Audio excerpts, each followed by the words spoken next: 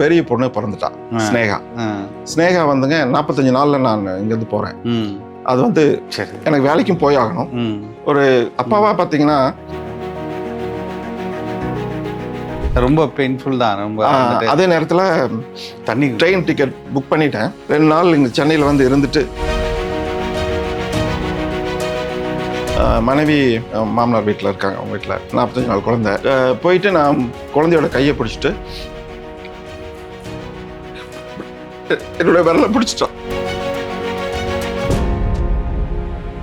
ரொம்ப பெயின்ஃபுல்லாக இருந்தது.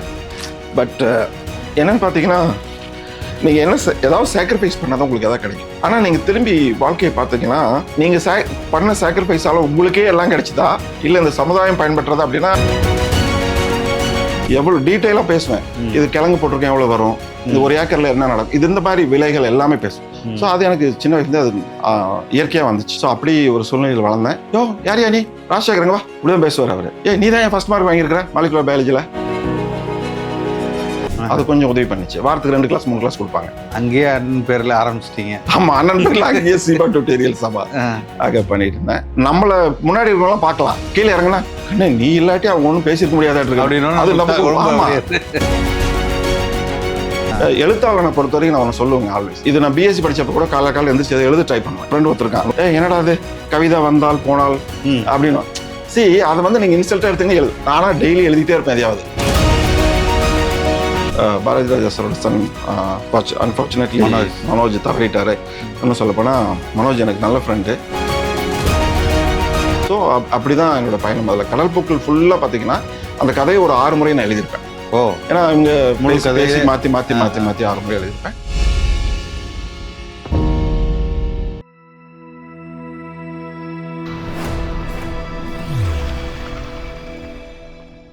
அருந்தமிழர்களுக்கு வணக்கம். இன்றைக்கு நான் சந்திக்க இருக்கும் சிறப்பு விருந்தினர் நாம் தமிழர் கட்சியின் சூலூர் சட்டமன்ற தொகுதி வேட்பாளர், மருத்துவ பேராசிரியர், ஆராய்ச்சியாளர் திரு ராஜசேகர் அவர்களை தான் சந்திக்க இருக்கிறோம். வாங்க, அவரிடம் பேச வேண்டிய விஷயங்கள் நிறைய இருக்கு, சுவாரஸ்யமான விஷயங்கள் அவரிடமும் கேட்போம்.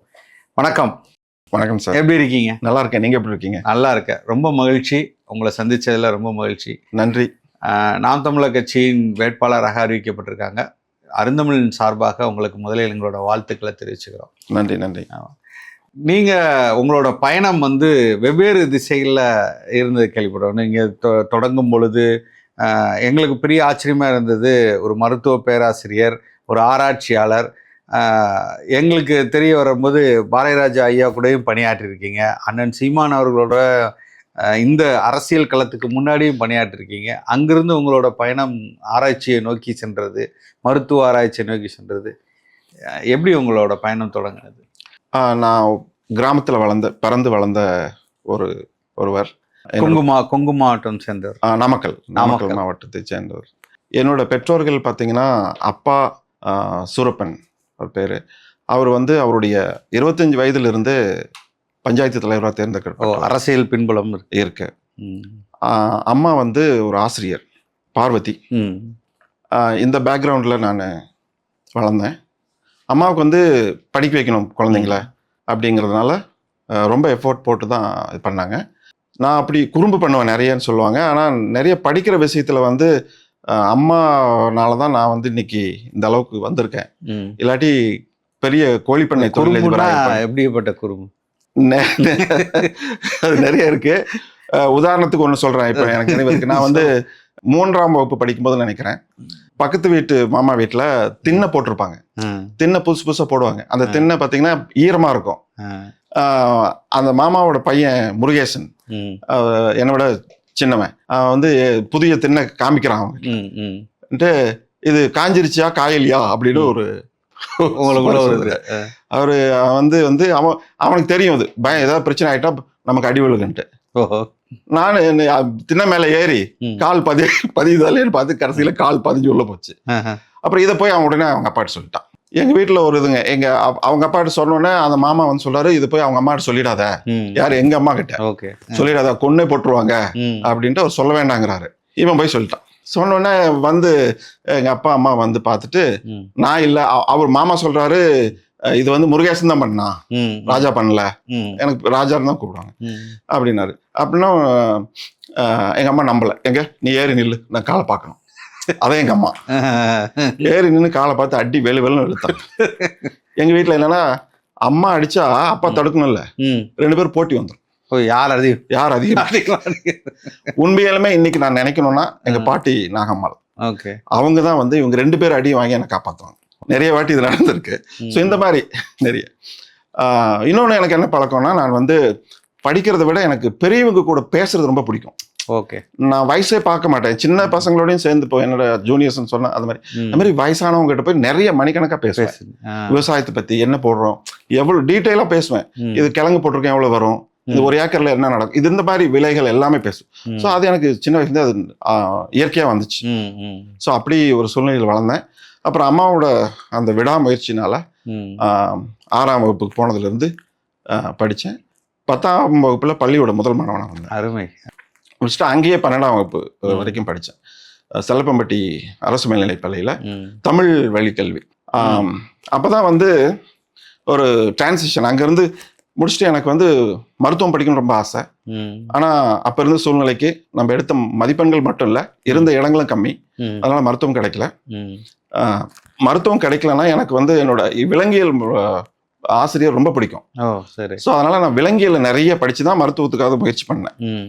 பட் அது கிடைக்கலன்னு அப்புறம் விலங்கியல் தான் படிப்பேன்ற முடிவுக்கு வந்துட்டேன். ஆனா எங்க அம்மாவோட அண்ணா வந்து ஆசிரியர், ஒரு பள்ளியோட தலைமை ஆசிரியர், முத்துசாமி மாமா. அவரு வந்து என்ன கம்ப்யூட்டர் சயின்ஸ் சேர்க்கணும்னு ரொம்ப ஆசைப்பட்டு முயற்சி பண்ணாங்க. இப்பெல்லாம் எனக்கு பிஎஸ்சி ஜுவாலஜிலாம் இருக்கா? பாட்னி, ஜுவாலஜி இருக்கு இருக்கு. எங்க இப்ப ஜமால் முஹம்மது காலேஜ்லயும் இருக்கு, இன்னும் சில கல்லூரிகள் இருக்கு, காலேஜ் இருக்கு. இப்ப நிறைய பேர் திரும்பி வராங்க ஜுவாலஜிக்கு. ஏன்னா ப்ராடா நீங்க பயாலஜி படிக்கணும், எல்லாத்தையும் சின்ன சின்னதா, அதாவது மாஸ்டர் லெவல்ல போகும்போது நீங்க வந்து கூர்மையா படிக்கலாம், டீப்பா படிக்கலாம். இளங்கலை இளநிலையில வந்து பேச்சுலர் பெரிய அளவுல தேடி படிக்கிறாங்க. இப்ப மாணவர்கள் இருக்காங்க. 40 சீட்டுமே சேர்ந்து கூட படிக்கிற அளவுக்கு. ஸோ அது படித்தேன் நான். அங்கே படித்தப்போ அவங்களுக்கெல்லாம் வருத்தம், நான் கம்ப்யூட்டர் சயின்ஸ் சேரலைங்கிறது. என் தேர்வு செஞ்சே நான் ஜுவாலஜி படித்தேன். ஜுவாலஜி படித்து முடிக்கிறப்போ முடித்த உடனே அந்த கம்ப்யூட்டர் சயின்ஸ் படித்த பசங்களுக்கெல்லாம் வேலை கிடைச்சி கூட நிறைய பேர் வெளியூர் போயிட்டாங்க. அதெல்லாம் கம்பேர் பண்ணி சொல்லுவாங்க. எல்லா இடத்துலையும் நடக்கிறது. ஆமாம், நடக்கிறது தான்.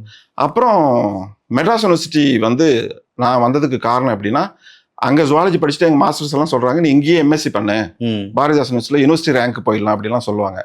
இருந்தாலும் நான் விடாமுயற்சியாக பல இடங்கள் அப்ளிகேஷன்ஸ் பண்ணியிருந்தேன், விண்ணப்பங்கள் போட்டிருந்தேன். அப்போ வந்து சென்னை பல்கலைக்கழகத்தில் ஒரு கோர்ஸ் மெட்ராஸ் யூனிவர்சிட்டியில் என்னன்னு பார்த்தீங்கன்னா ஸ்பெஷல் ஜுவாலஜின்னு சொல்லுவாங்க. அது வந்து 40 டிஃப்ரெண்ட் சப்ஜெக்ட்ஸோட லைஃப் சயின்ஸ்னு சொல்லக்கூடிய எல்லா சப்ஜெக்ட்ஸும் அதில் இருக்கும். அது சிலபஸ். அந்த சிலபஸ் வச்சு சேர்த்து மொத்தம் இருக்கிறது 18 சீட்டு தான். கிட்டத்தட்ட 600க்கும் மேற்பட்டவர்கள் வந்து விண்ணப்பங்கள் போட்டிருந்தாங்க. அதில் 120 பேர் இன்டர்வியூ பண்ணாங்க. அதெல்லாம் நானும் ஒருத்தன். அது ரொம்ப சுவாரஸ்யமான இடம். ஏன்னா அந்த இன்டர்வியூங்கிறது எனக்கு ஒரு தமிழ் மாணவனாக இருந்து ஆங்கில வழி கல்விக்கு போய் அங்கே ஸ்ட்ரகிள் பண்ணி வந்து வரப்போ கஷ்டப்பட்டு தான் இருந்தது. எனக்கு கிடைக்கும்னு தோணலை. முதல் லிஸ்ட்டில் கிடைக்கல, 2வது லிஸ்ட்டில் நான் படித்த காலேஜில் போய் சேர்ந்துட்டேன் எம்எஸ்சி. அப்புறம் 2வது லிஸ்ட்டில் கிடைச்சது. ரொம்ப சர்ப்ரைஸ். வந்து அந்த 5 மாடி கட்டடம், அது நம்ம ஏசி டெக் இருக்குல்ல, காந்தி மாவட்டத்துக்கு ஏத்தாப்புல, அது அந்த இடத்துல கிடைச்சது. எங்க அப்பா இன்டர்வியூக்கு வரும்போது சொன்னார், இங்கெல்லாம் கிடைச்சா எப்படி இருக்கும் அப்படின்ட்டு அவர் ஆசைப்பட்டார். அது அப்படியே நடந்தது. அது வந்து ரொம்ப ஒரு, ஏன்னா ஒரு வில்லேஜ்ல நீங்க பாத்தீங்கன்னா அங்கிருந்து கிராமத்துல இருந்து வந்து இது எல்லாம் சொல்ற கதைங்கிறத விட இது யதார்த்தமா நம்ம முயற்சியில் நடக்குது பாத்தீங்களா, அதுதான் நான் நம்ம. ஏன்னா இப்ப நான் ஜுவாலஜி எடுக்கலன்னா கம்ப்யூட்டர் சயின்ஸ் படிச்சுட்டு எங்கேயாவது ஒரு வேலைக்கு போயிருந்திருப்பேன், வீட்டு சுமையை இது பண்றதுக்காக. ஆனா நான் வந்து அந்த வாய்ப்பு வந்து எனக்கு கிடைச்சது பெரிய விஷயம்.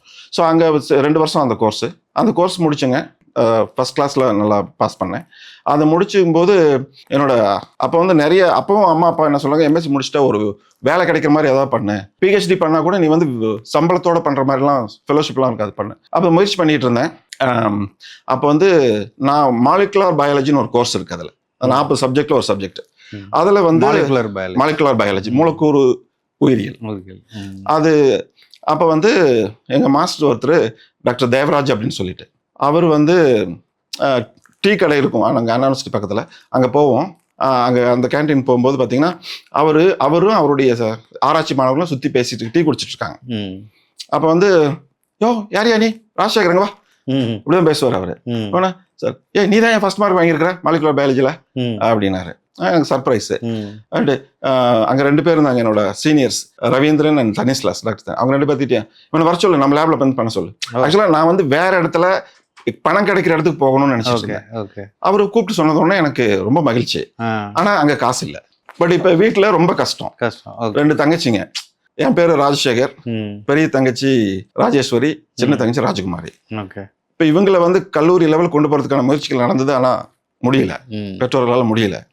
ஸோ அந்த இடத்துல நான் வந்து என்ன பண்ணேன், அம்மா அப்பா கிட்ட சொல்லி நான் எப்படியாவது பார்ட் டைம் கூட ஏதாவது பார்த்துக்கிறேன், நான் வந்து டாக்டர் தேவராஜ் கிட்ட தான் சேரணும். ஏன்னா டாக்டர் தேவராஜ் வந்து பயோகெமிஸ்ட்ரி. இல்லை அதெல்லாம் அந்த ஏழ்மையான குடும்பத்திலிருந்து அடுத்தடுத்த கட்டத்துக்கு நவரும் போது அது முடியலை. இப்போ நீங்கள் சொல்கிறீங்க இல்லையா, தங்கைகளுக்கும் அப்போ சொல்லும் போது நீங்கள் எமோஷன் ஆகிங்கள. ஆமாம், அவங்களையும் படிக்க வைக்கிறதுக்கு. ஆமாம், அந்த ஒரு இடத்துக்கு கொண்டு போகிறோங்கன்னா அது பெரிய ஒரு. ஆமாங்க, அது எல்லாருமே அந்த கட்டத்தை அது ரொம்ப இதாக தான் இருக்குல்ல. இன்னொன்று சொல்லப்போனால் நான் பிஹெச்டி பட்டம் வாங்கினதுனால அவங்களுடைய இளநிலை கல்வி கூட பாதிக்கப்பட்டு இருந்தால் நான் இன்றைக்கும் பார்க்குறேன். ஏன்னா இப்போ நான் படித்ததுனால இப்போ எப்பவுமே பையன் சொல்லுவாங்க. பட் எங்கள் அம்மா அப்படியெல்லாம் பார்க்கல, எங்கள் அப்பா அம்மா அப்படி ஒன்றும் பார்க்கல. ஏன்னா இப்போ ஒரு பொண்ணு மாதிரி தான் அடித்து வளர்த்தாங்க. அம்மாக்கள் ரொம்ப முக்கியம் அந்த விஷயத்தில். உண்மையிலே அம்மா அடிச்சிருந்தாலுமே பர்ஃபெக்டாக கொண்டு வந்திருக்காங்க. ஸோ அந்த சூழ்நிலையில் அப்புறம் நான் வந்து கன்வின்ஸ் பண்ணி நான் பிஹெச்டி சேர்ந்துட்டேன். அந்த நேரத்தில் ரொம்ப கஷ்டம் இருந்தப்பெல்லாம் பெருசாக நண்பர்களும் நம்மள மாதிரி தான் இருப்பாங்க விடுதியில். அப்போ வந்து நான் முதல் 3 ஆண்டுகள் எனக்கு வந்து அப்பா அம்மா ஃபினான்ஸில் வாங்கின காசுக்கு 2000 ரூபா வட்டின்னு சொல்லுவாங்கள்ல, 24-30% வட்டிக்கு வாங்கி தான் அனிமல்ஸ் வாங்குறது, ரிசர்ச் பண்ணுறதுக்கான தேவையானதெல்லாம் கொடுப்பாங்க. ஸோ ஏன்னா ஃபண்ட்ஸ் எல்லாம் கிடையாது. அப்படி பண்ணும்போது ஒரு ஸ்டேஜுக்கு அப்புறம் நான் சீமான் டுட்டோரியல்ஸ்ன்னு இதில் டி நகரில் ஆமாம், அங்கே போய் மாணவர்களுக்கு வந்து வகுப்பு எடுக்கிறதுக்கு 30 ரூபாய் என்ன கொடுப்பாங்க ஒரு மணி நேரத்துக்கு, 1.5 மணி நேரத்துக்கு பயாலஜி. அங்கே போய் கொஞ்சம் பார்த்தேன் மாலை நேரங்களில். அது கொஞ்சம் உதவி பண்ணிச்சு. வாரத்துக்கு 2 கிளாஸ் 3 கிளாஸ் கொடுப்பாங்க. அங்கேயே அண்ணன் பேரில் ஆரம்பிச்சிட்டீங்க? ஆமாம், அண்ணன் பேரில் அங்கேயே சீமான் டுட்டோரியல் சபா அங்கே பண்ணிட்டு இருந்தேன். அதுக்கப்புறம் ஒரு வருஷம் ரொம்ப கடினம். பெரிய தங்கச்சி கல்யாணம் ஆச்சு, அதில் கொஞ்சம் கடன் வந்தது. அப்புறம் நான் வந்து இதில் போய் ஜாயின் பண்ணேன். பீச் கேசல்ன்ட்டு ஒரு பெசன் நகர் பீச்சில் ஒரு நைட் கடை இருக்கும். அங்கே போய் பில் போடுற வேலை. அது ஒரு சாயந்தரம் ஒரு 7 மணி 8 மணிக்கு போனால் 12 மணி வரைக்கும் வேலை பார்ப்பேன். ஸோ அந்த மாதிரி கொஞ்சம் ட்ரை பண்ணி வந்து முடித்தேன். அப்புறம் முடிக்கிறதுக்கு 2 வருஷத்துக்கு முன்னாடி எனக்கு யூனிவர்சிட்டி ஃபெலோஷிப் கிடச்சிது. அதுவும் டாக்டர் தேவராஜோட முயற்சினால. அப்போ மாதம் 2000 என்னமோ கொடுத்தாங்க. அதை வச்சு தான் நான் அப்புறம் வந்துட்டு இருந்தேன், முடித்தேன். அப்புறம் தீசிஸ் எல்லாம் முடிக்கும் பொழுது இவர் சீனுக்கு வர்றாரு. யாரு? நம்ம ரத்னகுமார் சார். அவர் வந்தது எப்படின்னா, அவர் டியூட்டராக இருந்தார் அங்கே. சினிமாவோட லிங்க் அப்பதான் ஆரம்பிக்குது. ஆமாம், அப்போதான் ஆரம்பிக்குது. பேசிக்காவே எங்கள் அம்மாவோட தங்கச்சி, ஒன்று வீட்டு தங்கச்சியோட வீட்டுக்காரரு சித்தப்பா உள்ளூரில் கிராமங்களில் திருவிழாவுக்கு ட்ராமா போடுவாங்க. அந்த ட்ராமா போடுறதுல ஒரு பெரிய இது என்னன்னு பார்த்தீங்கன்னா, நான் கொஞ்சம் படிப்பேன்றதுனால அவர் வசன காப்பாளர், அந்த வேலையை எனக்கு கொடுப்பாரு. அதுல ஒரு குஷி என்ன தெரியுங்களா, நடிகர்கள்லாம் மெயின் ஸ்டேஜ்ல இருப்பாங்க, நீங்க சைடுல வந்து அந்த இது தெரிய மாதிரி இருக்கும், இங்க சைடுல இருப்பீங்க. நம்மள முன்னாடி இருக்கவங்களாம் பார்க்கலாம், அதுல ஒரு குஷி நம்மள எல்லாம் பாக்குறாங்களே அப்படின்ட்டு எடுத்து கொடுக்குது. கீழே இறங்குனா கண்ணே நீ இல்லாட்டி அவங்க ஒன்றும் பேசியிருக்க முடியாது. இப்படி நிறைய இதுல வந்து நாடகங்களுக்கு நான் வந்து வசன காப்பாளராக இருந்தேன்.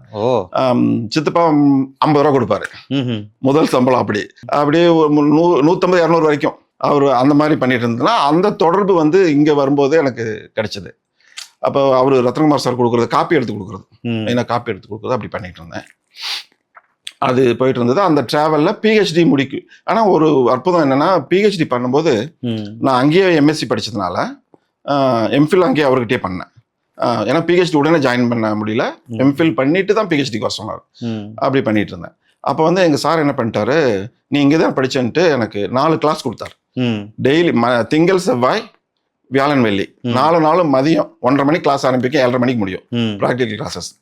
அதில் வந்து நான் உண்மையிலுமே நான் கற்றுக்கிட்டது பசங்களுக்கு சொல்லிக் கொடுக்க போய் எந்த காலேஜில், யூனிவர்சிட்டி மெட்ராஸ் ஏசிடெக் அந்த கேம்பஸில் தான், அங்கேயே தான் பண்ணேன். ஸோ 80 மாணவர்களை ஹேண்டில் பண்ணோம். ஸோ அங்கே நான் பண்ணிட்டு அங்கே வந்து நிறைய அனுபவம் கிடைச்சிது. பயோகெமிஸ்ட்ரியில் அங்கே தான் நான் கற்றுக்கிட்டேன். ஸோ அதில் ஒரு நல்ல அந்த அனுபவத்தை வச்சு பிஹெச்டி முடிக்கும் பொழுது எனக்கு சினிமா நிறைய உள்ள வந்துருச்சு. ஏன்னா அதுக்கப்புறம் ரத்னகுமார் சார் வந்து இந்த படம் எடுத்தார். உங்களுக்கும் அந்த சினிமா இதுக்குள்ள ஒரு ஆர்வம் இருந்துகிட்டே தான்? ஆமாமா, ஆர்வத்தினால தான் எக்ஸ்ட்ரா டைம் போட்டு போய் பண்றேன். பெருசா சம்பாத்தியம் இல்லை, ஆனா ஆர்வத்துல போய் பண்றதுதான். சில நேரங்கள் எனக்கு இன்னும் ஞாபகம் ப்ராம்ப்டிங்ல ஆரம்பிச்சிருக்கு. ஆமா, ப்ராம்ப்டிங்ல ஆரம்பிச்சு அந்த அந்த வில்லேஜ்ல கிராமத்துல இருக்கிற மக்கள் நம்ம ஜோட்டு பொண்ணுகள் இருப்பாங்கல்ல, அவங்க அப்படி பார்ப்பாங்க. அந்த மாதிரி அது ஒரு இதுதானே, அது அப்படிதான் வந்தது. அப்ப சினிமா ஒரு புகழ் வெளிச்சத்தை கொடுக்கும். புகழங்கிறத விட இயற்கையாவே எனக்கு அந்த பேசுறது, பெரியவங்கள பேசணும்னு சொல்றீங்களா, எனக்கு டயலாக்ஸ் எழுதணும் ஆசை. எழுத்தாளனை பொறுத்த வரைக்கும் நான் ஒன்று சொல்லுவேங்க ஆல்வேஸ். இது நான் பிஎஸ்சி படிச்சப்ப கூட காலை எந்திரிச்சு எழுத ட்ரை பண்ணுவேன். எழுத ட்ரை பண்ணும்போது என் ஃப்ரெண்ட் ஒருத்தருக்கான், நூர் முகமது, எல்லாம் ஜமான் முகமது காலேஜ் தானே. என்னடா அது கவிதா வந்தால் போனால் அப்படின்னு. அதை வந்து நீங்க இன்சல்ட்டா எடுத்துங்க எழுது. நானா டெய்லி எழுதிட்டே இருப்பேன் எதையாவது. அது என்னோட விடா இது. இப்ப நம்மள யாராவது கிண்டல் பண்றாங்கிறதுக்காக நிறுத்தினீங்கன்னா டன் முடிஞ்சு போச்சு. ஸோ அதை நான் பண்ணல. ஸோ எது யார் என்ன சொன்னா அதை பத்தி கவலைப்படுறதில்ல, அப்படி பண்ணேன். So coming back to this, இப்போ சினிமாவுக்கு உள்ள வரும்போது நான் தீசிஸ் எல்லாம் எழுதி முடிக்கும் பொழுது சினிமாவில் வந்து பாரதி ராஜா சாரோட சன் அன்ஃபார்ச்சுனேட்லி மனோஜ் தவறிட்டாரு. இன்னும் சொல்ல போனா மனோஜ் எனக்கு நல்ல ஃப்ரெண்டு. ஏன்னா என் பொண்ணு அவட அரங்கேற்றத்துக்கு பாரதி ராஜாவும் அண்ணனையும் கூப்பிட்டுருந்தேன். 2 பேரையும் இப்போ பத்திரிக்கை போட்டு தான் பண்ணியிருந்தேன். அண்ணன் என்ன சொன்னார், அப்பா வந்தா நான் வந்தா என்ன, யார் வந்தா என்ன அப்படின்னு சொன்னார். அண்ணா பிஸியா இருந்தாரு. அப்புறம் பாரதி ராஜாவும் வர முடியல. அப்புறம் மனோஜ் தான் வந்தார். 3 நாள் வீட்டுல வந்து தங்கி இருந்துட்டு இது இப்போ 23ல வந்திருந்தாரு. ரொம்ப ஃபேமிலிக்கே ஒரு இதுதான். Back to this thing. அப்போ வந்து தாஜ்மஹால் படம் எடுத்து முடிச்சுட்டு இந்த கடல் பூக்கள் படத்துக்காக பேசும்போது நான் ஹோட்டல் பாம் குரூஸ் இருக்குல்ல நுங்கம்பாக்கம், அங்கே ரூம் நம்பர் 405 அந்த ரூம்ல தான் வந்து டிஸ்கஷன் நடக்குது. ஒரு நாள் ரத்னகுமார் சார் வந்து இதுக்கு போயிடுவாரு, யூனிவர்சிட்டிக்கு போயிடுவாரு. போயிட்டு எங்களை நானும் இன்னொரு அசிஸ்டன்ட் டைரக்டர் ஜெகதீஷ் அப்படின்ட்டு 2 பேரையும் எழுதி அவங்க ரெக்கார்ட் பண்ணுவாங்க, நாங்கள் எழுதிட்டு இருப்போம். அந்த மாதிரி பண்ணிட்டு இருந்தோம். ஒரு நாள் திடீர்னு பார்த்தா கதை தட்டினாங்க. அப்புறம் திறந்தா பாரதி ராஜா சார், இங்கே ரத்னம் அப்படின்னு சொல்லி வந்தாரு. அது எங்களுக்கு ஒரே மாதிரி ஆச்சு. அப்புறம் அன்னைக்கு தான் ஃபர்ஸ்ட் அவர் கூட இன்ட்ரோடக்ஷன். அப்புறம் அவரும் வந்தார். அப்புறம் அவங்க பேசிட்டு இருந்தாங்க. இந்த மாதிரி நடக்கும் போக. ஸோ அப்படிதான் என்னோட பயணம். அதில் கடல் பூக்கள் ஃபுல்லாக பார்த்தீங்கன்னா அந்த கதையை ஒரு 6 முறை நான் எழுதியிருப்பேன். ஏன்னா இவங்க பேசி மாற்றி 6 முறை எழுதியிருப்பேன்.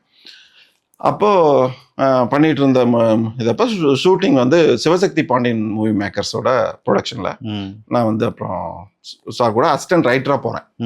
முட்டத்துல ஷூட்டிங் நடந்தது. அங்க போயிட்டு ஷூட்டிங் நடந்துட்டு இருக்கு.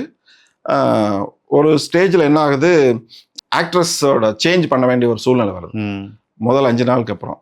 அப்போதான் பிரதீஷ் ஷா இவங்கெல்லாம் போட்டு அந்த படத்தை எடுத்தது. அதுக்கு ஒரு காரணத்தினால அவங்க மாற்ற வேண்டியது. அப்போ வந்து ரத்னகுமார் சார் வந்து ஒரு வீடு கட்டிட்டு இருக்கிறார் அவருடைய கிராமத்தில், தேனியில். அப்போ வந்து அவங்க மிஸ்ஸஸ் என்ன சொல்கிறாங்கன்னா, வீடு கட்டுற வேலையை பார்க்கணும், நீங்கள் வாங்க அப்படின்னு சொல்லிட்டு அவர் போனோடனே எனக்கு வந்து கதை சைடில் நான் அதை பார்த்துக்கிறதுக்கான வாய்ப்பு கிடைச்சது. ரத்னகுமார் சார் வந்து அவர் வேலையாக போனதுனால நான் கதையை ஃபுல்லாக நான் பார்த்துட்டு இருந்தேன். சந்தான பாரதி சார், புதுக்கவிதை ஜோதி மேடம், பி கண்ணன் சார், இவங்கெல்லாம் ரொம்ப எனக்கு அட்வைஸ். என்ன பிஹெச்டி பண்ணிட்டு இதெல்லாம் பண்ணிட்டு இருக்கிறேன். அங்கேயும் அப்படி அவங்க வேற விதமா பார்த்தாங்க. அது எனக்கு வந்து பிடிச்சிருந்தது, நான் பண்ணேன். பெருசா வருமானம் இருக்கு அப்படியெல்லாம் ஒண்ணும் இல்லை. ஆனா இது பாரதி கூட எதா இருந்தாலும் முழு ஈடுபாடோட செய்யறதா.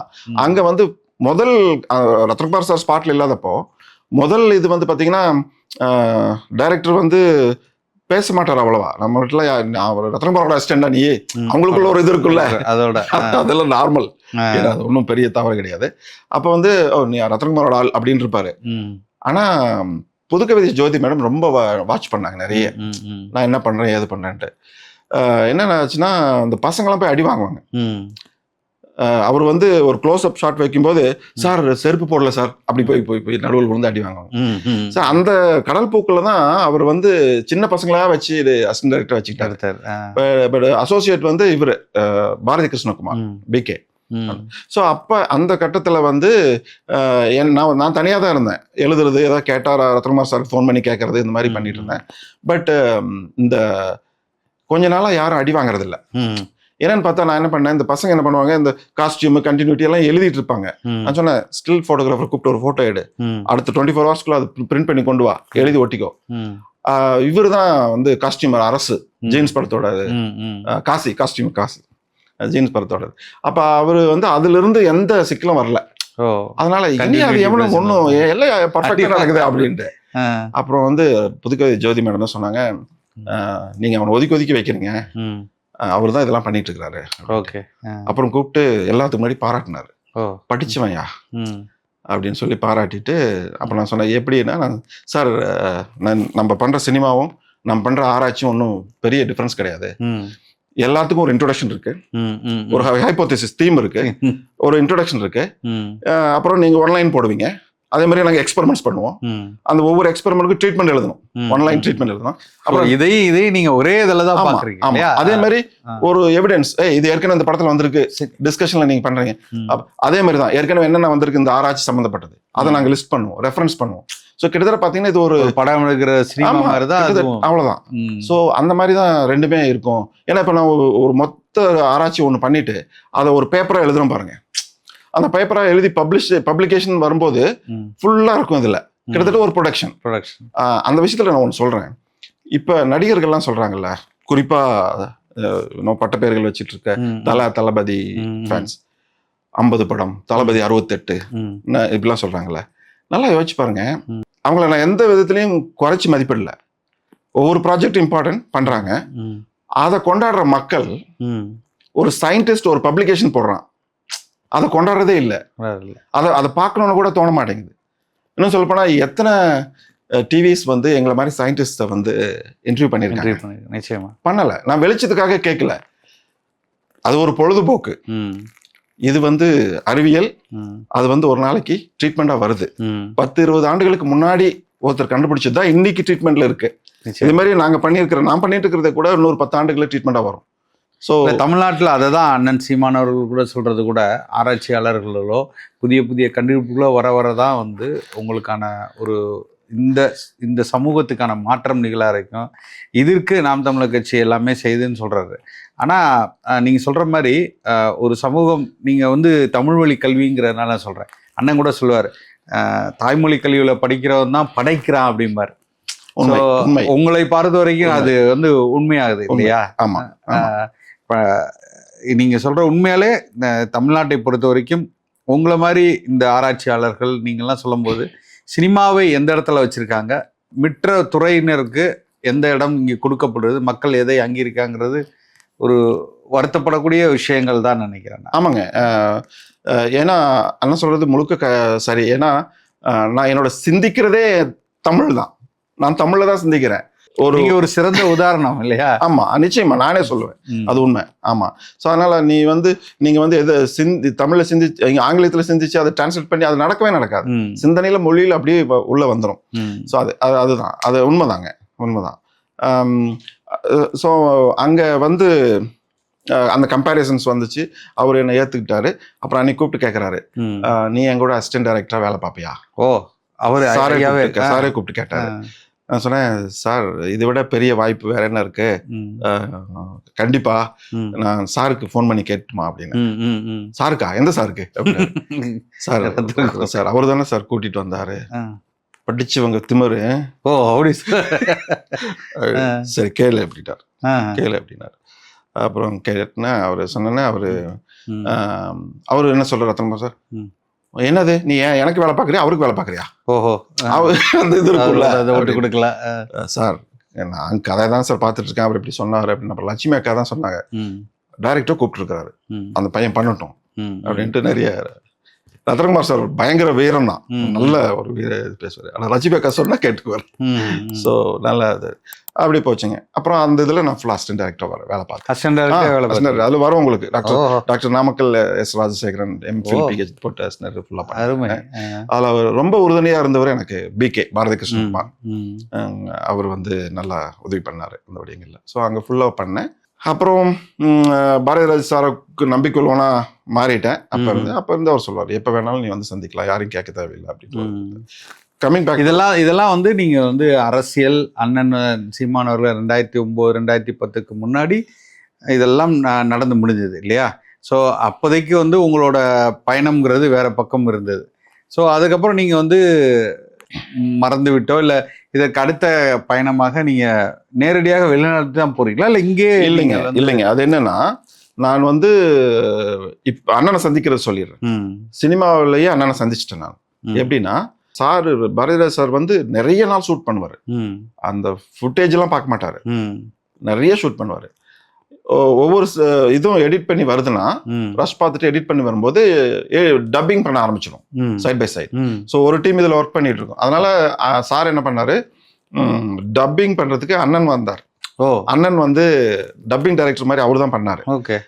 மனோஜோட வாய்ஸ் பர்டிகுலர்லி நாங்க இவரை வச்சு பண்ணோம். யாரு, ரஞ்சித், டாக்டர் ரஞ்சித் வச்சு பண்ணோம். ஸோ அப்ப வந்து நான் இந்த கதையை நான் தானே நிறைய வாட்டி திருப்பி எழுதியிருக்கேன். ஸோ அதனால வந்து நான் வந்து அண்ணன் கூட பயணிக்கிற வாய்ப்பு கிடைச்சது. ஸோ அண்ணனை வீட்டுல எல்லாம் போய் கூட்டு வந்திருக்கேன் சாலிகிராம். சரி சரி.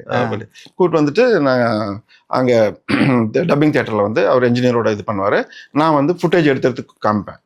ஸோ அது பண்றேன். அப்ப அண்ணனுக்கு எனக்கும் பழக்கம் அப்ப இருந்து பழக்கம். அப்பெல்லாம் நீங்க நினைக்கல சினிமா தாண்டி தமிழ் தேசியம் இந்த இதுக்கெல்லாம் பயணம்லாம் இருக்குன்றதெல்லாம்? நினைச்சதே இல்லைங்க. ஆனா அதாவது கலைத்துறையில இருக்கிறவங்க தமிழ் படிக்காம இருக்காது. எனக்கு தமிழ்னா உயிர். அதே நேரத்துல பாத்தீங்கன்னா அண்ணனோட அதுக்கு முன்னாடி ஒரு 5-6 மாசத்துக்கு முன்னாடி தான் வந்து அவருடைய வீர நடைப்படம் உமா நடிச்சிருப்பாங்க. அவங்க தான் எங்க படத்துலயும் ஹீரோயின் நடிச்சாங்க, கடல் போக்குல. ஸோ அந்த படத்துல அண்ணனோட அந்த பிரத்யேக காட்சி பிரீமியர் ஷோக்கு கூப்பிட்டுருந்தேன், அங்க போயிருந்தேன். அப்ப அண்ணனை முதல் சந்திச்சேன். அதுக்கப்புறம் பழகினது வந்து இப்ப இதுதான் அந்த இதுல.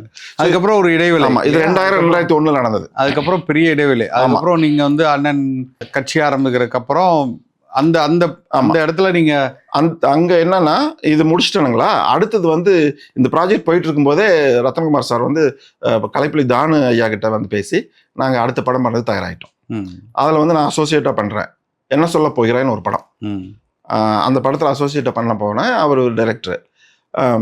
அந்த நேரத்துல தான் என்னோட நண்பர்கள், நம்ம நந்தா இருக்கார்ல, அவர் வந்து நடிகர் நந்தா வந்து ஐயா மு கண்ணப்பனோட பேரன், மகள்வழி பேரன்.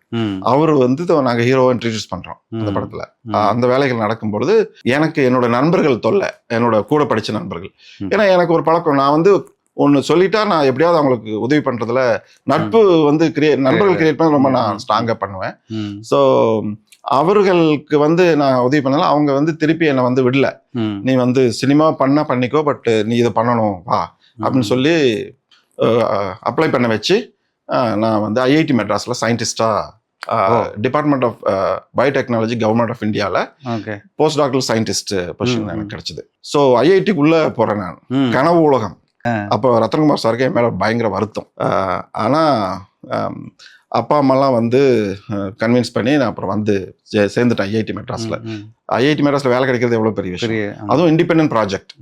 அங்க வந்து ஐஐடில ஒரு ஹாஸ்பிட்டல் இருக்கு, அங்க வந்து டாக்டர் ஜெயவேலன் அப்படின்ட்டு மெடிக்கல் ஆஃபீஸர், அவர் கூட நான் டயபெட்டிஸ் ரிசர்ச் பண்ணேங்க. ஸோ அது 2 ஆண்டுகள்.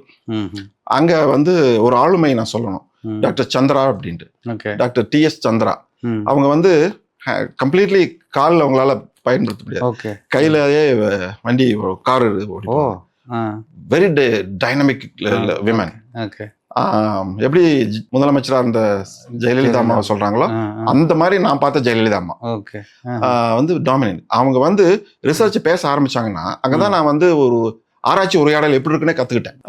பேசினாங்கன்னா அவங்க வீட்டுக்காரர் வந்து எல்லாம் ஹெல்ப் பண்ணுவார், வருவார், சாப்பாடு கொண்டு வர. அவங்க வந்து 11 மணிக்கு ஆரம்பிப்பாங்க, 11 மணிக்கு வருவாங்க, வந்து நாங்க டிஸ்கஸ் பண்ண ஆரம்பிச்சா நைட் 12 மணி வரைக்கும் போகும். சினிமாவில் இதை பார்த்துருப்பீங்க, நாங்க ஆராய்ச்சியை ஒவ்வொரு ஸ்டெப்பா இது பண்ணுவோம். இப்ப இது இவங்க அரிசி எடுத்தாங்கன்னா இதுல எத்தனை கலோரி இருக்கு, இந்த ஆயில் எடுத்தாங்கன்னா எத்தனை கலோரி இருக்கு, அப்ப எப்படி நம்ம ஃபுட்டை வந்து ஃபார்முலேட் பண்ணணும் எல்லாம் பேசுவோம். ஸோ அங்கதான் நான் வந்து ஒரு மென்டர் மென்டின்னு வாங்கல, எப்படி ஒரு கைடு அதை நான் தெரிஞ்சுக்கிட்டேன். அப்படி 2 ஆண்டுகள் ரொம்ப நல்லா பண்ணி டாக்டர் சந்திரா டிஎஸ் சந்திரா. இப்ப நான் பண்ணின அந்த ஆராய்ச்சிகள் நீங்க கேள்விப்பட்டிருப்பீங்க, sir C V Raman Nobel அவரெல்லாம் நிறைய ஒரு ஜேர்னல், ஒரு முக்கியமான அந்த இப்ப ஆராய்ச்சி பத்திரிகைகள் இருக்கு, அதில் பிபிஏன்னு ஒன்று, பயோகெமிக்கா அண்ட் பயோபிசிக்கா ஆக்டான்ட்டு. அதில் வந்து நீங்கள் பப்ளிஷ் பண்ணுறது கஷ்டம். அப்பயே நான் பிஹெச்டி பண்ண வேலையும் ஐஐடியில் பண்ண வேலையும் 4 BBA publications, 3 BBA publications. So அதுதான் என்னோட முதல் தளம். ஓகே. அங்கே பப்ளிகேஷன்ஸ் வந்ததுக்கு அப்புறம் தான் இப்போ அடுத்த போராட்டம் என்னன்னா, நான் எனக்கு என்னன்னா பார்ட் டைம் பண்ணிட்டு இருந்தேன் இந்த சினிமாக்கள் வேலையில ஐஐடியில் இருந்தப்ப. அது முடியல, முயற்சி பண்ண முடியல. ஏன்னா ஐஐடியில ஃபுல் வேலை முடியல. அப்புறம் வந்து எனக்கு யூஎஸ்ல இருந்து ஒரு வாய்ப்பு கிடைக்குது. அவர் தான் டாக்டர் ஐவர் பெஞ்சமின். அவர் ஒரு கார்டியாலஜிஸ்ட், பேசிக்கலி கார்டியாலஜிஸ்ட். அவர் தான் டிவிஷனோட டைரக்டர். அவர்கிட்ட நீங்க இங்க பண்ணது டயபெட்டிக்ஸ்க்கு தான். இங்க டயபெட்டிஸ் பண்ண ரத்த நாளங்கள் இருக்கு இல்லையா, அதுல அடைப்புகள் ஏற்படுது இல்ல, அதை பத்தின ரிசர்ச் பண்ணேன். ஆமா. ஸோ அங்கே பண்ணிட்டு இருக்கும்போது ஐஐடியில் இருந்தப்போ எனக்கு இந்த வாய்ப்பு கிடைச்சி டாக்டர் பெஞ்சமின் சொன்னார், இன்டர்வியூ 45 நிமிஷம் ஃபோன் கால். அதில் சொல்கிறாரு, இந்த மாதிரி நீ வந்து ஒரு உண்மையாலுமே ஒரு வாத்தியாருன்னா நான் தான் எல்லாம் தெரியும் அப்படின்னு சொல்லுவாங்கல்ல. அவரு எனக்கு சொன்னது என்ன தெரியுங்களா, எனக்கு பயோகெமிஸ்ட்ரி தெரியாது, உனக்கு கார்டியாலஜி தெரியாதுன்னு எனக்கு தெரியும், நம்ம 2 பேரும் சேர்ந்தா நல்ல ஒரு இது பண்ண முடியும் அப்படின்னாரு. ஸோ அப்படிலாம் பேசும்போது நம்மகிட்ட இந்த மாதிரி யாரும் பேசலையே அப்படின்னு ஒரு இது வந்துச்சுங்க. அப்புறம் வந்து உடனே நான் ஒத்துக்கிட்டேன். ஆனால் இப்போ இதெல்லாம் நடந்துட்டு இருக்கும்போது அந்த வாய்ப்பு கிடைக்கும் போது அப்பா அம்மா சொல்கிறாங்க, நான் வந்து போகக்கூடாதுன்னு ட்ரை பண்ணுறப்ப அப்பா அம்மா சொல்கிறாங்க, நீ போய் தாங்கன்னு. அப்படின்னா அப்போ தான் வந்து நேராக பாரதிதாஸ் சார்கிட்ட போய் இவனுக்கு அட்வைஸ் பண்ணுங்கன்ட்டு அவர் சொன்னார். படம் என்னைக்கு வேணா பண்ணலாம், நீ கதை எழுதி அவர் ஆஃபீஸ்லேயே போய் பர்சன் காம்ப்ளெக்ஸ் அங்கேயே போய் நீ போய் ஆகணும்ட்டு அன்பளிப்பெல்லாம் கொடுத்து போக வச்சது அவர் தான். சிறப்பு. சொல்லி பண்ணிட்டு போனேன். அதுதான் அந்த ஜர்னி. இப்போ எல்லாருக்குமே ஒரு பெரிய கனவு தான் இல்லையா, ஒரு வெளிநாடுகளுக்கு சென்று அங்கே வந்து ஒரு ரிசர்ச் பண்ணுறது. அதுவும் முக்கியமாக நீங்கள் அங்கே உள்ள அமெரிக்கர்களோட ஒரு முக்கியமான ஒரு விஷயங்களை நீங்கள் அங்கே பேசியிருக்கீங்க. அதாவது பயோகெமிஸ்ட்ரி நீங்கள் படிச்சிருக்கீங்க, அங்கே ஒரு கார்டியாலஜிஸ்டோட எந்த மாதிரியான ஒரு ரிசர்ச் முடிச்சுட்டு அது எவ்வளோ தூரம் பயனுள்ளதாக அந்த பயணம் இருந்தது. இப்போ நீங்கள் தொடர்ச்சியாக அங்கே தான் உங்களோட பயணம் அங்கே தான் இருக்குன்னு நினைக்கிறேன் இல்லையா, அங்கே தான் நீங்கள் வந்து. ஆமாங்க. அது எப்படின்னா 2004 ஆரம்பத்தில் நான் அங்கே போனேன். போகும்போது நான் தனியாக தான் போனேன். அந்த நடுவில் வந்து கல்யாணம். ஏன்னா ஐஐடியில் சேர்ந்தோடனே கல்யாணம், சேர்ந்தோடனே தான் கல்யாணம். அப்போ அப்பா அம்மா வந்து ஐஐடியில் சேர்ந்ததுனால தான் ஈஸியாக அது முடிஞ்சது. ஏன்னா அதை இப்போ சினிமாவிலேருந்து பொண்ணு தர மாட்டாங்களே அது மாதிரி. அப்புறம் அவங்களுக்கு ஒரு திருப்தி. இன்னும் சொல்லப்போனால் அதை மறந்துட்டேன், எங்கள் ஊரில் பெரிய கோழிப்பண்ணை முதலாளிகள். ஆமா, அங்க நாமக்கல்லாம் கோழி. ஆமா, இன்னைக்கும் 7 கோடி முட்டை உற்பத்தி ஆகுது. அதுல வந்து அந்த கோழிப்பண்ணை முதலாளியா அந்த சங்கத்தோட தலைவரே வந்து அப்பாவை கூப்பிட்டு, என்னங்க தலைவரே, நாங்கெல்லாம் வந்து இவ்வளவு கோடியா காசு வச்சுட்டு கூட உள்ள நுழைய முடியாது, ஐஐடி போயிட்டீங்கன்னா அவங்களுக்கு பயங்கர சந்தோஷம். அது மாதிரி. ஸோ அப்ப அந்த ஐஐடி போனதுக்கு அப்புறம் கல்யாணம். என்னோட மனைவி பேர் வசந்தி. அவங்கள பத்தி ஒரு சின்னதா சொல்றேன். அப்புறம் அவங்க வந்து பிகாம் கிராஜுவேட். இங்க பிகாம் முடிச்சுட்டு அங்கே வந்தாங்க. ஆனால் நான் போகிறப்ப என்னோட பெரிய பொண்ணு பிறந்துட்டா, ஸ்னேகா.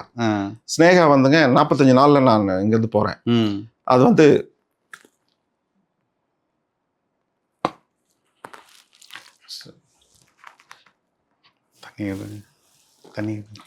ஒரு அப்பாவா பார்த்தீங்கன்னா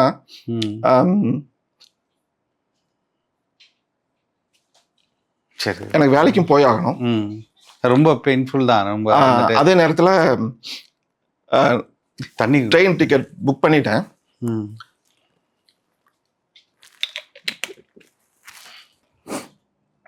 ஸோ 2 நாள் வந்து சென்னையில் இருந்துட்டு போகிறதுக்காக நான் பிளான் பண்ணி ட்ரெயின் டிக்கெட் புக் பண்ணிட்டேன். மனைவி மாமனார் வீட்டில் இருக்காங்க. அவங்க வீட்டில் 45 நாள் குழந்தை. ஸ்னேகான் பேர் வச்சது காரணம், நிறைய பேர் கூட என்ன நீ ஆக்ட்ரஸ் பேர் வச்சிருக்க, சத்தியமா அது இல்லைங்க. எனக்கு நண்பர்கள் வட்டாரம் ஜாஸ்தி, நான் நண்பர்களை பெருக்கிறது எனக்கு பிடிக்கும், அதனால வந்து ஸ்னேகான் பேர் வச்சேன்.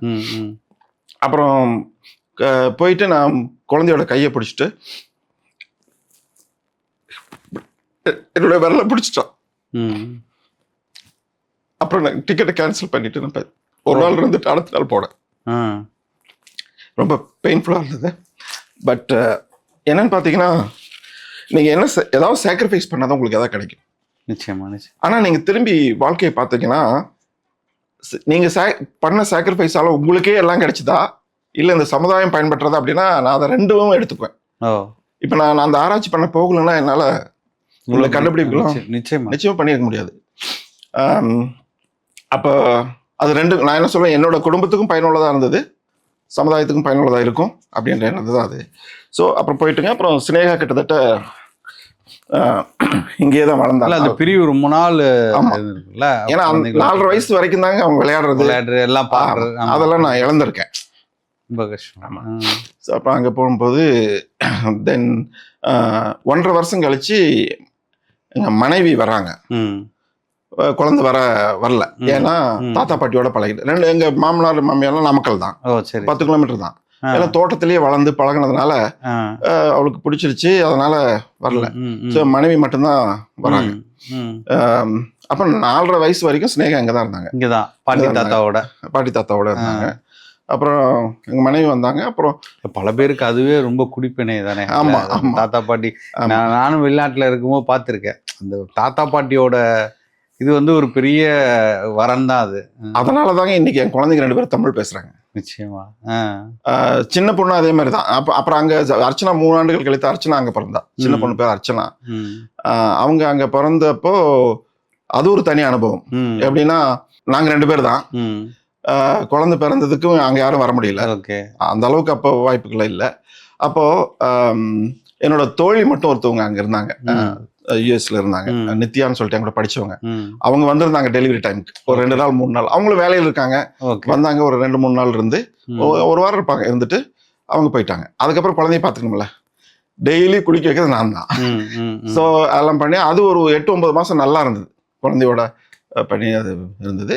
அதுக்கப்புறம் அவங்க அர்ச்சனாவை கொண்டு வந்து 1.5 வயசு இங்க கூட்டு வந்துட்டு வசந்தி இங்கேயே இருந்தாங்க. 1.5 வயசு ஆகிற வரைக்கும் ஒரு 8 மாசம் நான் தனியாவே இருந்து பண்ணிட்டு இருந்தேன். அப்போ வந்து இருந்துட்டு திரும்ப வந்து சினேகாவை கூட்டு வராங்க. அர்ச்சனா இங்கே விட்டாச்சு. ஸோ அர்ச்சனாவும் அதே மாதிரி 3-4.5 வயசு வரைக்கும் இங்க இருந்தாங்க.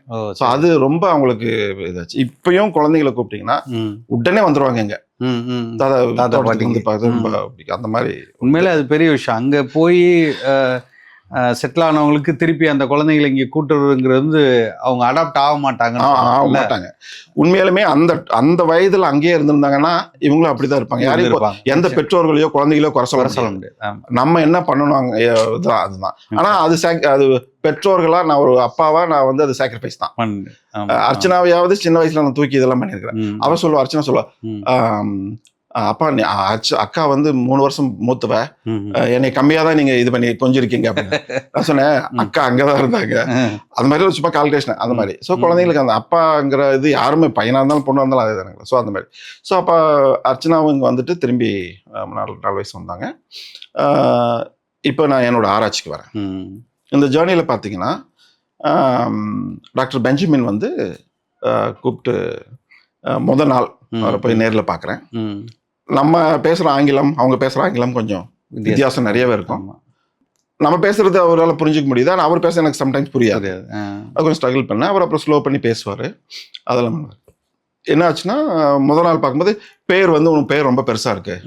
ஸோ இது எப்படி அதுவே அவங்களுக்கு எப்படி சுருக்கி பேசலாம். நான் சொன்னேன், அப்பா அம்மா என்ன ராஜான்னு தான் கூப்பிடுவாங்க வீட்டில் அப்படின்னா. அப்புறம் உடனே சரி ஓகே டாக்டர் ராஜா அப்படின்னு சொல்லிட்டு அவர் சொன்னார்.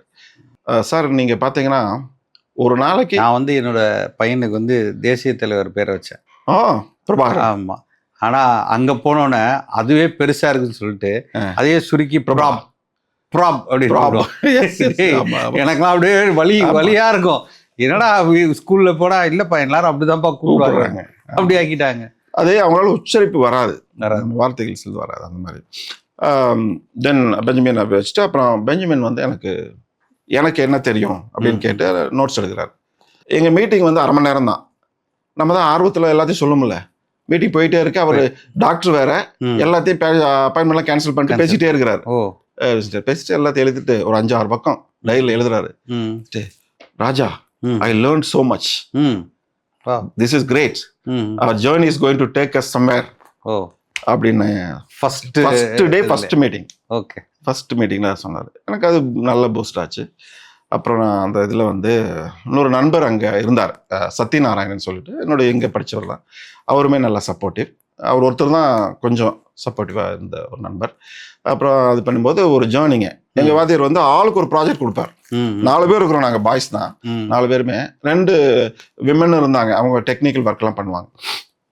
அப்போது எனக்கு கொடுக்கப்பட்ட வேலை என்னென்னா 1992-94 டைமில் பிரான்ஸ்ல ஒரு குடும்பத்துக்கு ஒரு இதய நோய் வருது. அது வந்துங்க 40 வயசு வரைக்கும் அவங்களுக்கு ஒரு பிரச்சனை இல்லை. 40-45 அந்த ஆகும்போது அவங்க இதயம் வந்து பெருசாயிடுது. இதை கிளினிக்கலி டாக்டர்ஸ் கண்டுபிடிக்கிறாங்க. ஓகே. ஆனா அது ஏன் ஆகுதுன்னு அவங்களுக்கு தெரியாது. இப்போ இதயத்தை பத்தி பேசும்போது ஒன்று சொல்றேன். இதயம் வந்துங்க ஒரு முக்கியமான ஒரு தனிச்சிறப்பு பெற்ற ஒரு உறுப்பு. ஏன்னா ஹார்ட் டெட்னு எங்கேயும் கேள்விப்பட்டிருக்கீங்க, பிரெயின் டெட் இருக்கும். ஏன்னா தானா இயங்கக்கூடிய ஒரு, அது நிற்கவே நிற்காது, நினைச்சுன்னா லைஃப் எண்ட். ஸோ அந்த இதயத்துக்கு மட்டும் கேன்சரே வராதுங்க. ஏன்னா அந்த செல்கள், இதயத்தில் இருக்கக்கூடிய செல்களுக்கு பேர் கார்டியோமயோசைட்ஸ் அப்படின்னு சொல்லுவோம். சைட்னா செல், கார்டியோமயோசைட். இந்த கார்டியோமயோசைட்ஸ்லாம் என்னன்னா பிறக்கும் போது எத்தனை செல்கள் இருக்கோ அல்லது குழந்தை உருவாகும் போது எத்தனை செல்கள் இருக்கோ அதே எண்ணிக்கை தான் இறுதி வரைக்கும் இருக்கும். ஆவரேஜா சொல்லுவாங்க சராசரியா வந்து ஒருவருடைய இதயம் வந்து 300 கோடி முறை துடிக்கும்.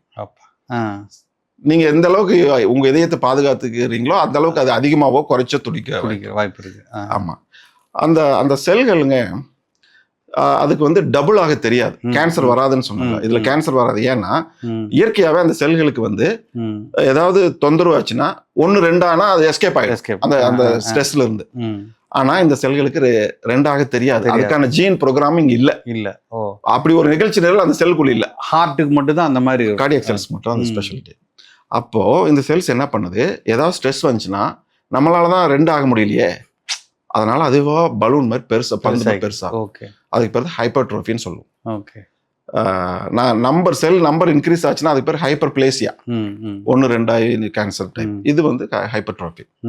ஸோ சிம்பிளா வீங்கக்கூடியதுக்கு காரணம் அதான். அதனால மல்டிபிள் ஆக முடியல. அதோட சைஸ் வந்து எல்லாம். ஆமா, 2 விதமான இது நடக்குங்க. ஒன்னு பலூன் மாதிரி, அதெல்லாம் தின்னாயிட்டு பலூன் மாதிரி பெருசாகலாம். இல்லாட்டி உள்நோக்கி வளரும். தசைகள் உள்நோக்கி வளரும். உள்நோக்கி வளரும் போது என்ன ஆகுதுன்னா இது குறைஞ்சிரும் கெப்பாசிட்டி. இப்ப 100 ml பிளட் பிடிக்குதுன்னு வைங்க, அது வந்து 60 ml குறைஞ்சிரும். அந்த இதை பொறுத்து டிஷ்யூ உள்நோக்கி வளரும் போது. ஸோ இது உங்களோட ஆராய்ச்சியோட இதுதான் எனக்கு கொடுக்கப்பட்ட இந்த பேஷண்ட்ஸ்ல இந்த மாதிரி நடக்குது. அந்த ஆராய்ச்சியிலிருந்து என்ன பண்றாங்க ஒரு சயின்டிஸ்ட், இதுக்கு காரணம் ஒரு பர்டிகுலர் அந்த ஜீன்னு சொல்றோம்ல, அந்த காரணி, அந்த காரணியில ஒரு மியூட்டேஷன், அது பேர் திடீர் மாற்றம், அந்த ஒரு மியூட்டேஷன் நடக்குது. அதனாலதான் அந்த பேஷண்ட்ஸ்க்கு இது ஆயிருக்கு அப்படின்னு கண்டுபிடிச்சாங்க. ஆனா அவங்களுக்கு தெரியாது என்ன மாதிரியான பயோகெமிக்கல் ரியாக்ஷன்ஸ் நடக்குது, மாலிகுலர் மூலக்கூறு லெவல்ல என்ன நடக்குதுங்கிறது அது தெரியாது. அப்போ எங்க சார் டாக்டர் பெஞ்சமின் என்ன பண்றாரு, அந்த பேஷண்ட்ஸ்க்கு இருக்கக்கூடிய ஜீனை எடுத்து ஒரு அனிமல் மவுஸ் சுண்டலியில, அதுக்கு பேர் என்ன சொல்லுவாங்கன்னா ஹியூமனைஸ்டு மவுஸ், அதாவது மனிதனுடைய எல்லா வியாதிய மவுஸ்ல கொண்டு வர்றது. So human gene in the mouse heart. இப்போ நீங்க என்ஜினியரிங் எல்லாம் பேசுவீங்க, என்ஜினியரிங் எல்லாம் இருக்காங்களா, அதே மாதிரி தானுங்க. நீங்க என்ஜினியரிங் நம்புறீங்கன்னா இதையும் நம்பணும்.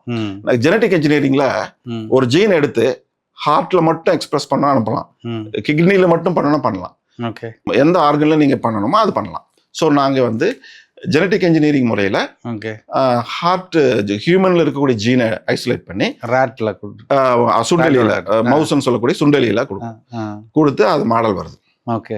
அந்த மாடல் வரும்போது எங்க பாஸ் எனக்கு கொடுத்தது என்னன்னா, ஹியூமன்ல 40 வருஷத்துல வருது. ஓகே, இந்த பிரச்சனை மவுஸோட லைஃப் 30 மாசம் அல்லது 36 மாசம் மேக்சிமம். இப்போ நீங்க ஒரு மாசத்தையும் கணக்கு போட்டீங்கன்னா, ஆவரேஜ் போட்டீங்கன்னா 3 வருஷம் கணக்கு, அந்த மாதிரி ஆச்சுங்களா. இப்போ ஒரு மாசத்துல இருந்து படிக்கிறது, படிச்சுட்டே வரும்போது பார்க்கும்போது 3 மாசம், 1 மாசம் 2 மாசம் இப்படி பார்க்கும்போது நாங்கள் ஒரு டைம் பாயிண்ட், ஓகே 3 மாசத்துல என்ன நடக்குது. நம்ம எக்கோ கார்டியோகிராஃபி கேள்விப்பட்டிருப்பீங்க, அது மாதிரி நீங்க எக்கோ பண்றோம் மைஸ். எக்கோ பண்ணா 3 மாசத்துல ஹார்ட் நார்மலா இருக்குங்க. 4 மாசம் 5 மாசம் 6வது மாசம் வரும்போது பார்த்தா அந்த 5 மாசம் 20ல இருந்து 24 வாரங்களுக்குள்ள டக்குன்னு வந்து பாத்தீங்கன்னா ஹார்ட் வந்து பெருசாயிட்டு இருக்கு. அதுதான் 40 அங்க 40 வயசு. ஆமா, அங்க 40 வயசு அந்த ஒரு கணக்கு. இப்போ இது அதிகமாகவும் எங்களுக்கு ஒரே எக்ஸைட்மெண்ட். ஏன்னா அங்க ஹியூமன்ல எப்படி நடக்குது. பார்த்தோமோ எங்கேயும் இங்கேயும் அதே மாதிரி நடக்குது. அட்லீஸ்ட் அந்த மாடல் நம்ம டெவலப் பண்ணியாச்சு Okay. அப்படின்னு சொல்லிட்டு. இப்போ இதுல வந்து எனக்கு கொடுக்கப்பட்ட வேலை என்னன்னா பயோகெமிஸ்ட்ரி படி, ம். இதுல என்ன மூலக்கூறு மாற்றங்கள் இருக்கு அப்படின்ட்டு. நார்மலா இருக்கக்கூடிய ஒரு மவுஸ், ம். ஹியூமன் ஜீன் வச்சிருக்கக்கூடிய ஒரு மவுஸ், ரெண்டையும் டிராவல் பண்றோம். ம். இதுல வந்து ஃபர்ஸ்ட் டைம் பண்ணும்போது என்னோட பயோகெமிஸ்ட்ரி நாலேஜ் வச்சு சில எக்ஸ்பெரிமெண்ட்ஸ் பண்றோம். ம். அந்த எக்ஸ்பெரிமெண்ட்ஸ் பண்ணும்போது எங்களுக்கு ஒரு ஃபர்ஸ்ட் பண்ண எக்ஸ்பெரிமெண்ட்ஸ்ல ஒரு ரிசல்ட்ஸ் கிடைக்குது. ம். அது எதிர்பார்த்த ரிசல்ட்ஸா இல்லை. ம். ஏன்னா நாங்க எதிர்பார்க்க, நீங்க அல்சைமர்ஸ் டிசீஸ்ன்னு கேள்விப்பட்டிருப்பீங்க, ம். மறதி. மறதி நோய், அது பிரெயின் சம்மந்தப்பட்டது. அந்த மாதிரி ஒரு விஷயம் இங்க நடக்குது. ம். அதை நான் சொன்னா அது எப்படி வாய்ப்பு இல்லை. ம். ஏன்னா நம்ம எதிர்பார்க்கறது வந்து செல்ஸ் எல்லாம் சாகும், ம். இந்த மாதிரி ஒரு தியரி, ஹைப்போதெட்டிக். ஆனா அது தியரி நடக்கலாம், நடக்காம போகலாம். நம்ம ஊர்ல ஒரு பிரச்சனை இருக்குங்க இன்னைக்கு கூட. ம்ஹும். நீங்க ஒரு வேலை பண்றீங்க, அந்த வேலையுடைய முடிவுல ம். ஒரு ஆராய்ச்சி பண்ணி முடிக்கும் பொழுது நான் நினைச்சது வந்தாதான் பாசிட்டிவ் ரிசல்ட், நெகட்டிவ் ரிசல்ட். இந்த மருந்து கொடுத்தா இது வந்து சரியாகுதுன்னு வச்சுக்கோங்க. ம். ம். ம். அப்ப அதை மட்டும் தான் நான் பப்ளிஷ் பண்ணுவேன் உலகத்துக்கு அப்படின்னா அது நல்ல சரியான அணுகுமுறை கிடையாது. ஆமா. ஏன்னா அதுக்கான ஏன்னா நீங்க ஒரு ட்ரக் கொடுக்குறீங்க, ம். அந்த ட்ரக் வேலை செய்யலன்னு சொன்னாலும் ஆராய்ச்சி தானே. ஆராய்ச்சி தான் நிச்சயமா அப்ப அதை பப்ளிஷே பண்ண மாட்டாங்க. பண்ண மாட்டாங்க. இதெல்லாம் நடைமுறையில சிக்கல் நிறைய இருக்கு. ஏன்னா நம்ம மைண்ட் அப்படி இங்க செட் பண்ணிட்டாங்க. ஆனா அங்க வந்து நீங்க எதை வேணும் நடக்கலன்றதையும் சொல்லலாம். ஆனா அதையும் நீங்க ஆராய்ச்சி பண்ணி தான் கண்டுபிடிச்சிருக்கீங்க. நிச்சயமா நிச்சயமா. அப்படிங்கும்போது எங்க பாஸ் வந்து அப்ப ஒரு நம்பிக்கைங்கிறத விட ஒரு உறுதித்தன்மை, ம். என்ன நம்பலங்கிறது கிடையாது, உறுதித்தன்மை.